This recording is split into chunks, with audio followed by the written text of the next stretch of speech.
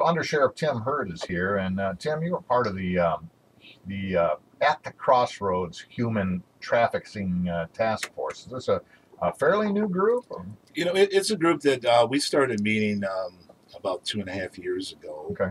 We were taken in and given a home by the Crossroads Church in Marshall.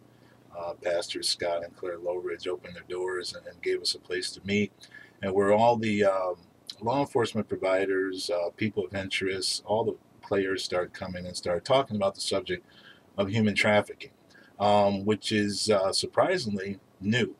The subject is new within our community. I tell people I spent an entire career with the city of Battle Creek from 1985 until 2010, and it wasn't until after I retired, after spending 25 years of police service, that I ever had a meeting on human trafficking. We see the TV shows where, young women are lured into some fake modeling agency and then they're shipped off to some exotic place far in another continent to be sex slaves or, that type of things. Or even people who are taken here to be domestic slaves because they have no country. They need to come here. But what does it look like really in Calhoun County for the most part? In Calhoun County and other places in the United States, you really have two types of trafficking. You have sex trafficking and you have labor trafficking. And both of them exist in every community. We probably have come in contact with it more in regards to labor trafficking, visiting certain venues within our community, the state, the country as we travel. And the individuals have been there and we've never really paid attention. There's a lot of myths that go out about human trafficking. A lot of people think it only happens to people of foreign descent. A lot of people only think that it deals with the poor, and also that it's not trafficking, it's smuggling. Well, no, it's not. Smuggling deals with crimes against the border, where trafficking deals with crimes against people. And so there are some warning signs that I can give you that maybe you can look at, but there are approximately 27 million people who have been trafficked in the United States today, and most people don't know that it's even happening around there. Just vulnerable people who people take advantage of? Exactly. What you usually would see in regards to people who are being trafficked, you may see some of the questions you may ask if you're going to talk to someone and they're with somebody else.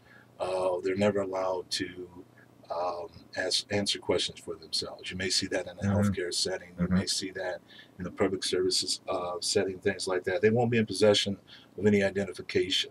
They'll have false identity or travel documents. They'll lie about their age. Sometimes accompanied by someone who seems to be in control, and they'll have few possessions about them. They won't have a driver's license. They won't have a passport or anything like that. And they'll also there'll be signs, usually with the children, of malnutrition. Wow. So those are some of the signs that you may see of someone who is being trafficked. Another key question: if you walk into somebody and you think they're being trafficked, ask them the question: do you work and live at the same place? Yeah. And see what their response would be. And so if you look there, we have our websites out, the Michigan Human Trafficking Task Force website. There's a ton of information there where you can get answers. And we also have a Facebook page for the At the Crossroads Human Trafficking Task Force, a website where you can also get information. And we tie things in again, and we tie links together. So, but we're always looking for people who want to be part of the task force and who want to help. And our biggest mission right now is to raise awareness. If we can make people aware, then we can start getting the calls and the reports to begin to combat the trafficking. And just briefly, how much of sex trafficking in Calhoun County is related to opioid addiction? It's hard to say. It's just like people ask, well, how much human trafficking have we had in the United States? We don't know yet because we're new at getting this. Our laws just came about in 2006, and they've been given more teeth and power in 2011, 2014. And so we're beginning to prosecute. In fact, we just had one of our major first prosecutions in Calhoun County in April of this year with a man that was charged with 8 counts of sex trafficking of young women. Wow.